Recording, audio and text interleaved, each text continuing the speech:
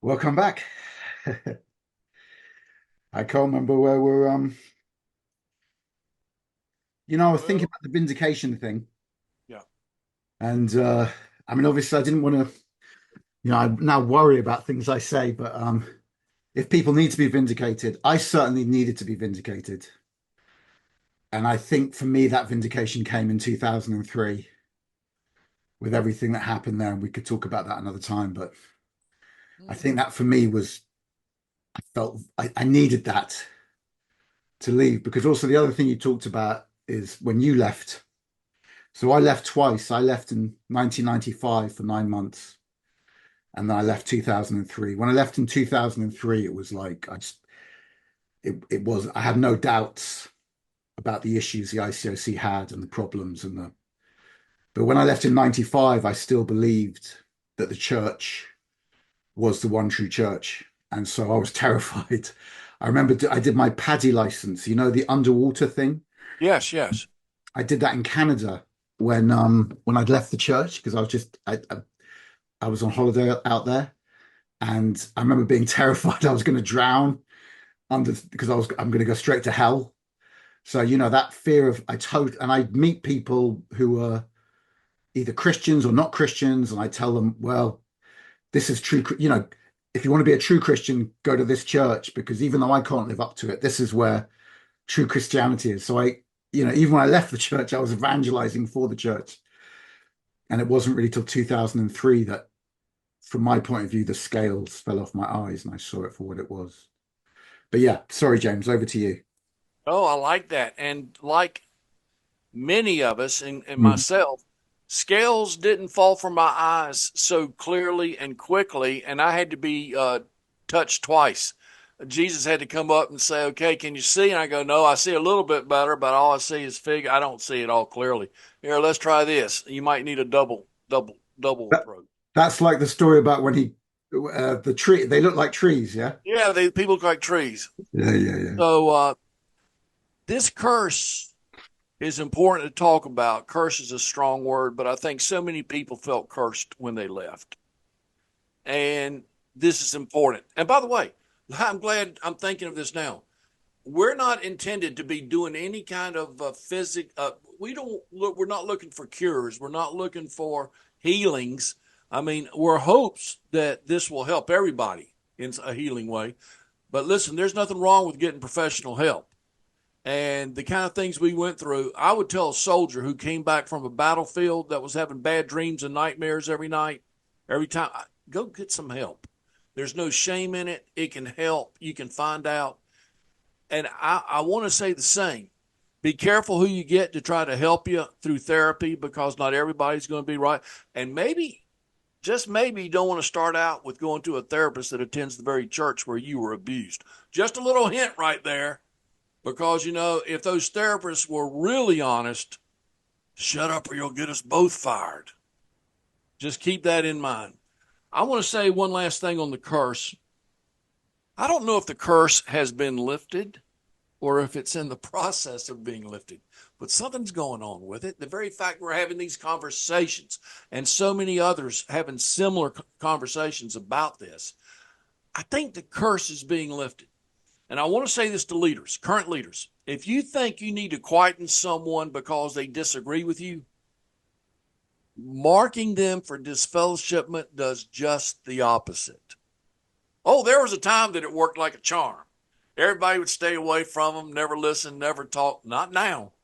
Someone gets disfellowship, they're getting 100 phone calls from people going, tell us all about it. Why did it happen? How did it happen? What was the truth you had that scared them so much?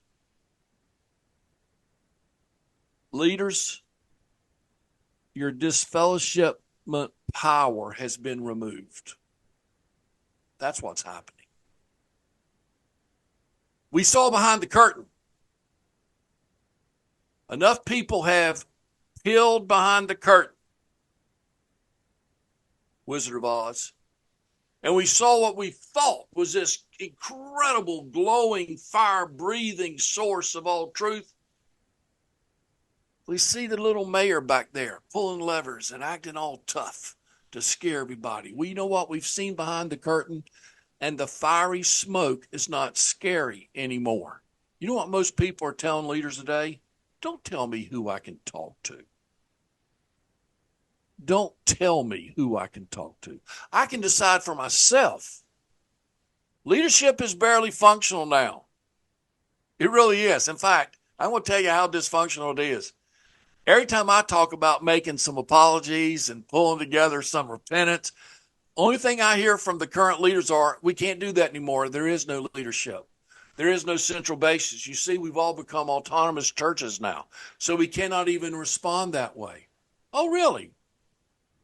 So how did Steve Johnson get his church removed from the Northwest churches? I mean, how come when that came up, he wasn't told, well, there's nothing we can do. We're all autonomous churches. Every church gets to decide for themselves. We have no leadership program that calls the shots. You did for him. You called a shot there. And that's why I'm saying leadership is barely functional. And they still don't want to see that or change that. And people are leaving. Ding, ding, ding, emergency. People are leaving, especially the young people. And as I mentioned before, instead of the backdoor warnings, there's a different sign on their doors. We do not condemn you. We will not shun you. We will stay in touch and support you. We will invite you to all of our private functions. We know why you're leaving. We love you. I love that. That group of people caught on better than we did. That's a church I want to belong to. That is the type of church that I would want to belong to, is that kind of unconditional love. I wanted to end up this section on the curse, our certainty, and to give you a little test, a little quiz. These are some statements that everybody says, and these are just regular statements in the term of two people trying to see eye to eye with each other. These are regular statements that in business, these are excellent to make if you're negotiating for something or trying to resolve a conflict. But I'm going to ask you, how many times have you heard your leaders say these statements? Because they are powerful. In light of that new information, I've changed my mind. Have you heard that one recently? How about, oh, I didn't know that before. I guess I was wrong. These are normal. This is what we teach people on how to get through differences with others. I can't remember hearing these things from our leaders. From the evidence provided, it appears that I need to rethink things. Yes. You make a strong argument. I will consider what you said. I can't support my opinion.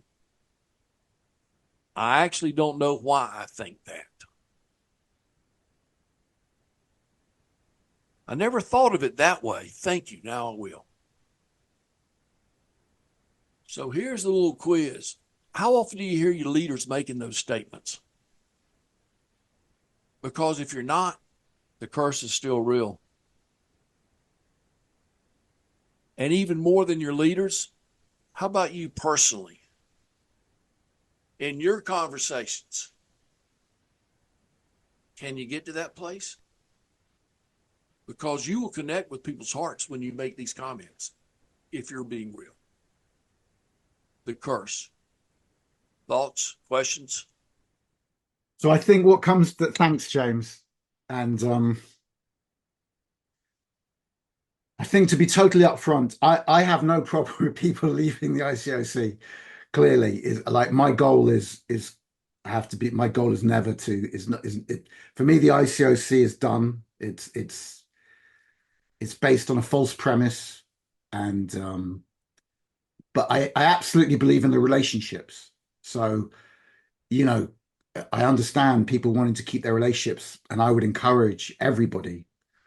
And so if churches wanted to meet still because they want their relationships, they want their children brought together, I would encourage that. I think for me that the you know, even the nature of leadership is twisted. it's a twisted understanding of what leadership is. It's a twisted understanding of what church is. And again, it's not just the ICOC. It's just the ICOC happens to be a very extreme example. So, and and the biggest one of the, I can't remember if you said it in this session or the last session, but that thing about we've changed, we've changed, we've changed. Right. If you've this is the fundamental thing that I don't think that I try to get across, but I don't think people either accept or don't want to accept or don't understand. When you've really truly changed, like you and like me, I'm not saying we're perfect. I'm just saying we truly have. I have no problem in talking about the way that I abused other people while I was in the ICOC, whether people I discipled, people I evangelized, the legalistic things I did, my self-righteousness, my hypocrisy, because I've stopped doing it.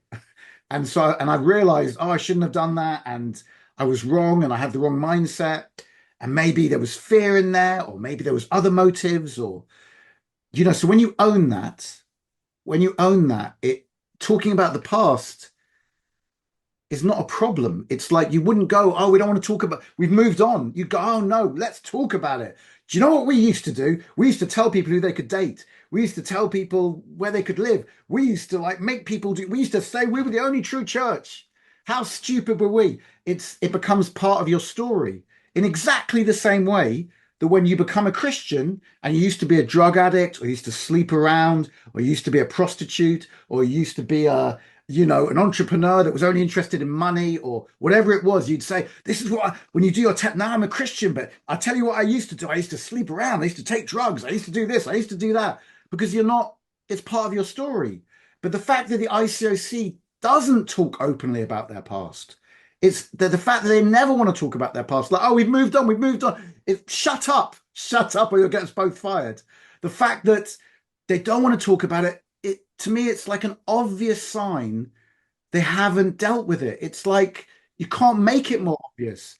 It would be like the Apostle Paul going, oh, I don't want to talk about when I was a Pharisee. Stop bringing it up. No, I was a Pharisee. I killed Christians. Of course, he talks about it because it's part of his story. It's part of what he's learned.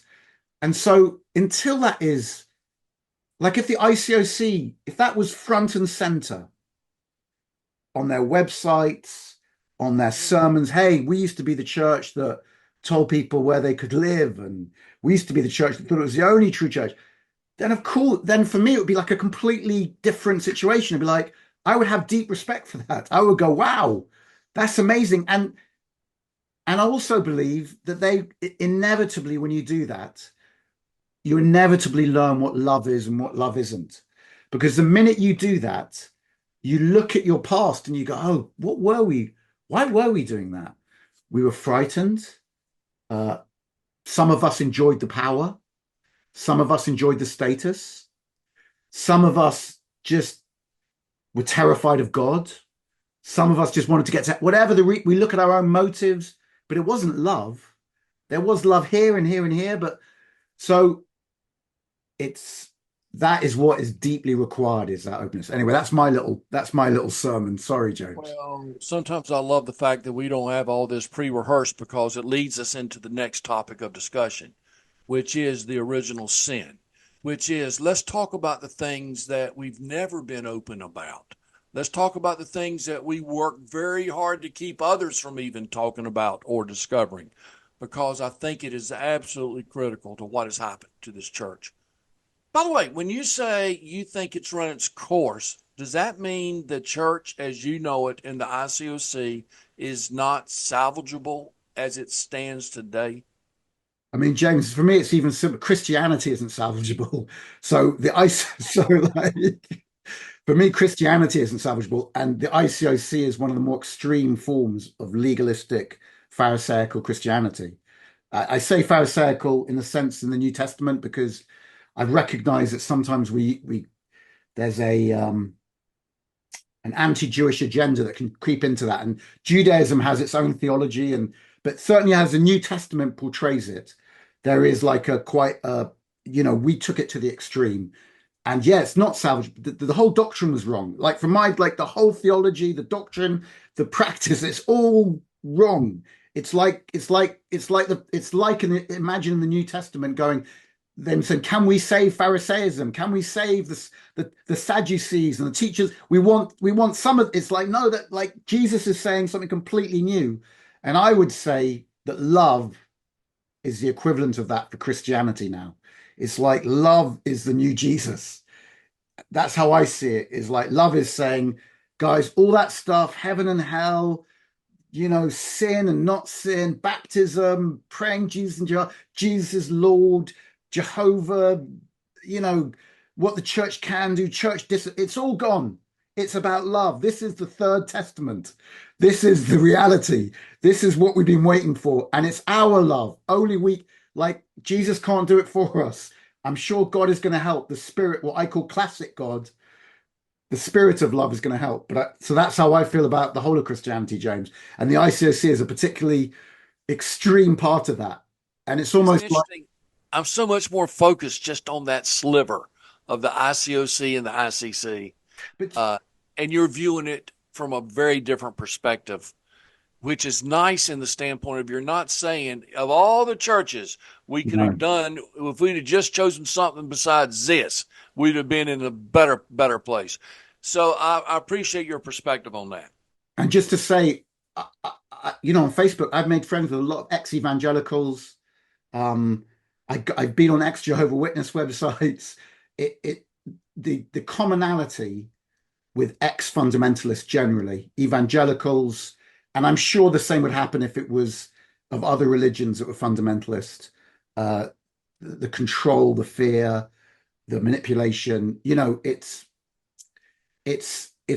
just think our particular church, but there are other extreme examples, but we were an extreme example. And that's why my hope is it's almost like the way that Paul was an extreme Pharisee, but when he turned it round, wow, did he have an impact for Christianity? I feel like we were an extreme Christian sect. Wow, if we turned it round, we could have a real impact for love. Like everyone who got baptized gave their life. I think they were very genuine and very eager. Yes. And I don't want that spirit to die. I just want it to be focused on love. But that's my agenda. I Yeah. love that.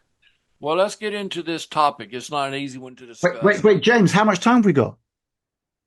We're at 17. We're half done. Oh I can gosh, it's gone slower. Go ahead. we can introduce it, and I want to talk about the original sin. Of course, we know what original sin means from a biblical standpoint, and as our movement has an original sin that we never really dealt with, and because of it, I think it brought us down as much as any other thing we'll talk about. So let's start with Chuck Lucas, was the founder of the Crossroads Church of Christ. He was there from 67 to 85.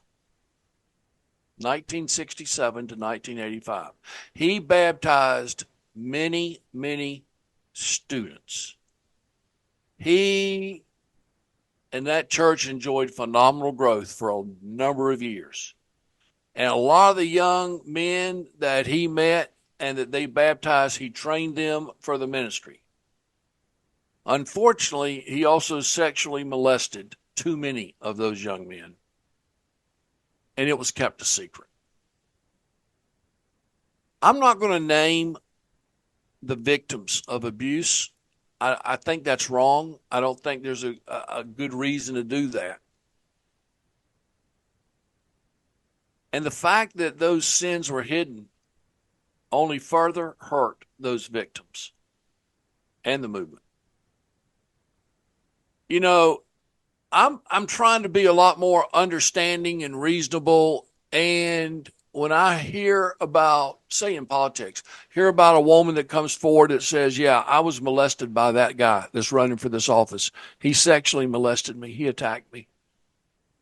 You know, a lot of people hear that and go, well, why did it take you so long? It's been 20 years.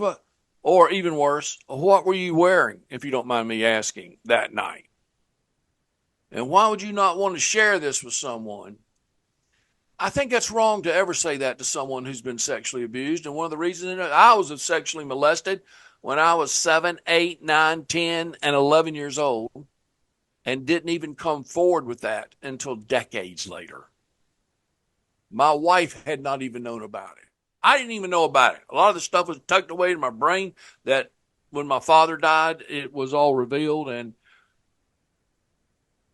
I think it's wrong when someone finds the courage to talk about their abuse, to do anything but just open your arms and thank them and love them. There's reasons why people don't come forward. And the way that so many are criticized keeps others from wanting to do the same. Those men were molested. And it set the standard in the Boston ministry that if something really bad happens in our church, especially if it involves leaders, shh, keep it quiet. We used to say this could destroy the faith of our young Christians. You know what? I think it was more, shut up, you'll get us both fired. If they ever find out how much sex we had between the men and the boys,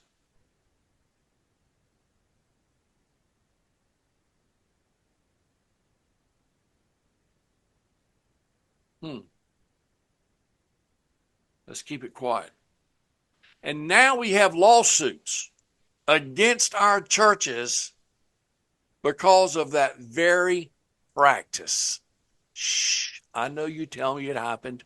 I know I'm hearing you, but we need to keep that. You need to, sister, you need to forgive that man that did that to your little girl. You need to forgive that brother. We don't want him to lose his job. We don't want the church to come under bad thoughts and bad news.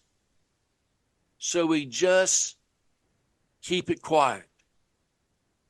So we went from all those years of shut up or you'll get us both fired. Now the lawsuits are hitting everybody. And now it needs to be speak up or you'll get us all sued. Speak up.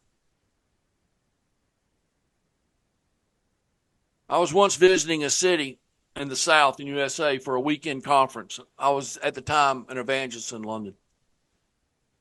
And I showed up at the preacher's house for dinner, and he wasn't there, but his wife came into me and said, I need to tell somebody this. You're the one I trust. Go ahead. She said she got home recently from a trip.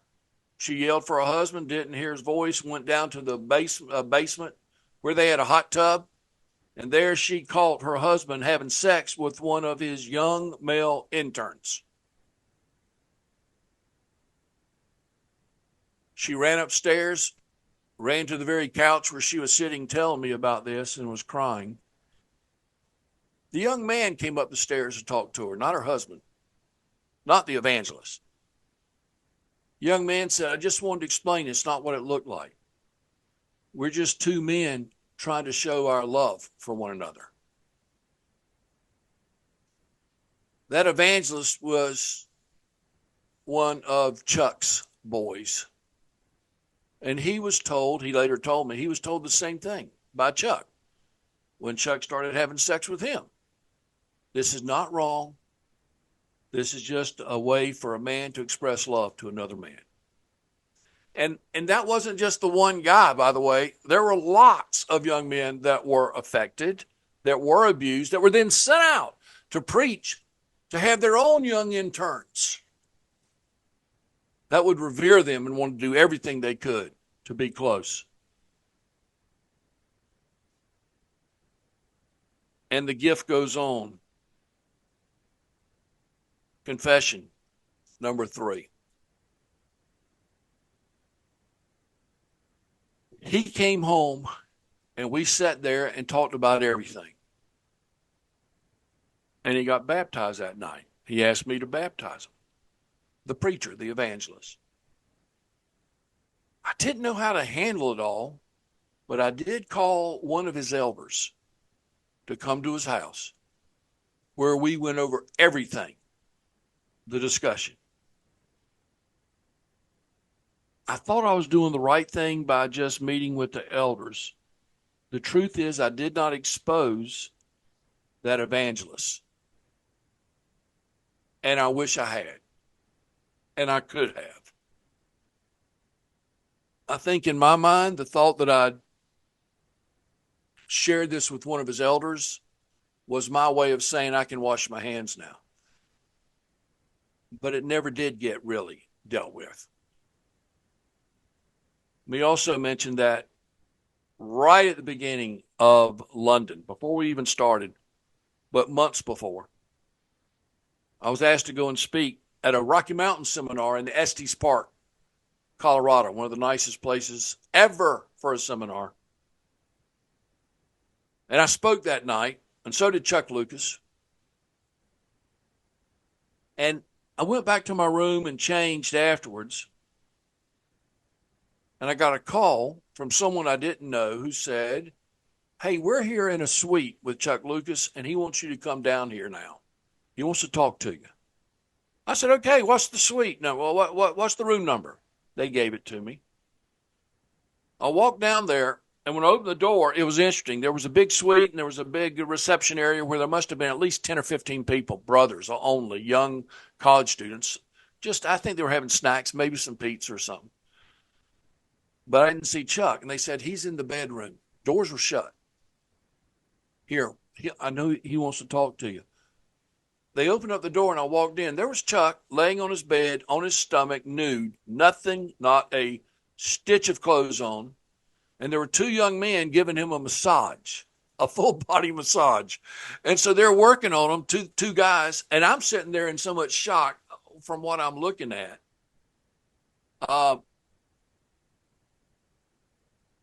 Matthew, to not spend the night or have that woman spend the night in your flat because you thought it might be possibly a hint.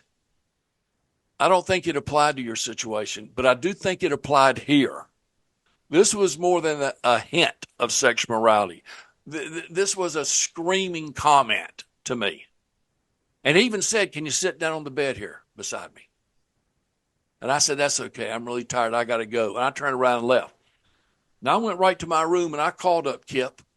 And I said, "Dude, you better sit down because you are going to be furious. You are going to be gobsmacked when you get this news." "What?" And I told him everything. He said, "Chuck was doing that?" "Yeah." "I can't believe this." "Huh.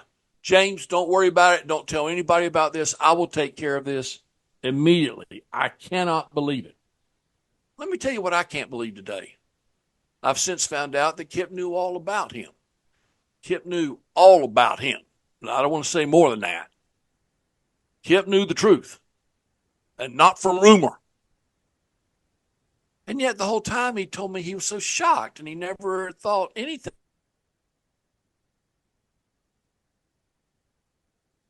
like this could happen. And Kip was deceitful with me and lying. And by the way, we had a relationship based on always tell the truth, always confess your sin, and I did.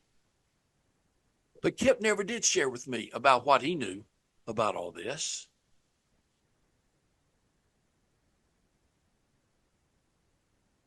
He was lying to me. And that's the foundation of our movement. Hello. We had two leaders that started it out. We had Chuck and we had Kip. And Chuck was doing those things for years and years, and Kip knew about it, but kept it the secret. This could really hurt the faith of our young Christians. Let's just keep it a secret.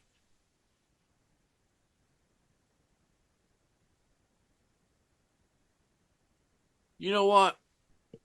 For a group that so adamantly opposed homosexuality, think about it. We weren't just let's talk about it. It was, oh no, we take the strongest stand ever on that. Yeah, if you're gay, come on, we'll baptize you. Don't you ever think about seeing a man, touching a man, sleeping with a man. We'll teach you how to do it with a woman. We'll show you how eventually you'll feel fine. Or you can never get married. That's another option. That's it. I don't even have an issue with homosexuality. Let me make this plain. Let me tell you what I've got an issue with. Is happening in the very top levels of our church for years, decades. And we were so against homosexuality. Can't do it unless you're a leader and you've got some handsome young men. And then if you do it, we'll keep it a secret. And it was kept secrets That's the foundation for our movement, and some people still wonder why it toppled. Original sin.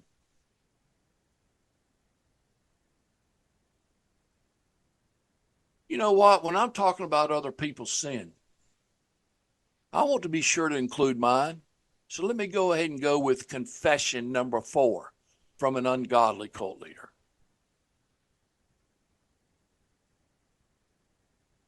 I was involved in sexual sin in Singapore. I just finished a long stint in Sydney, Australia. I was coming back alone to London with a stopover in Singapore. I got to that hotel, a nice hotel, laid down for a nap. When I woke up, someone had slipped a note under my door. And it said, hey, we have a great, they didn't call it a massage center, but we have a great area where you can come in and revive and rejuvenate from your travels. And it's here in the hotel. Go down to the basement and you'll see the signs.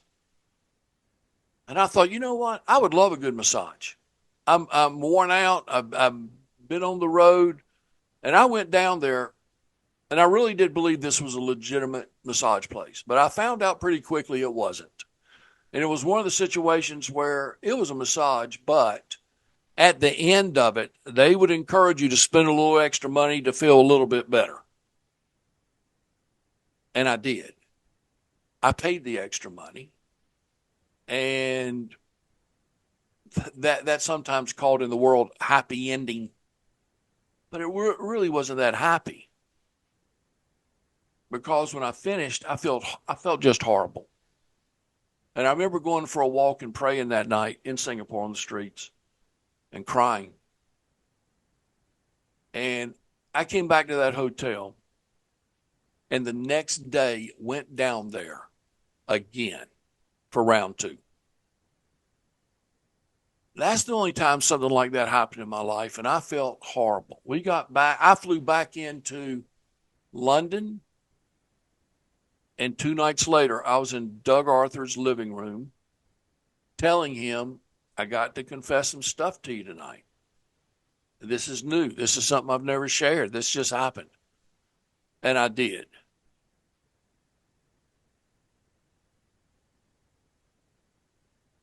You know, Doug Arthur that night said, well, I'm going to share some things with you that I've never shared with anybody.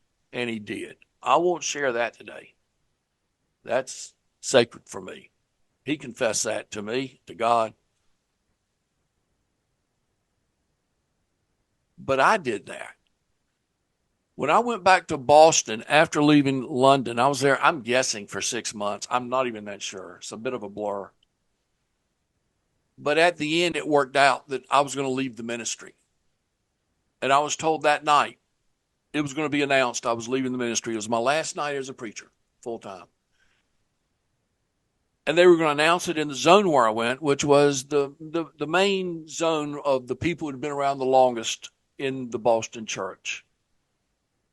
Out west. Concord, Bedford, that group. Gimples.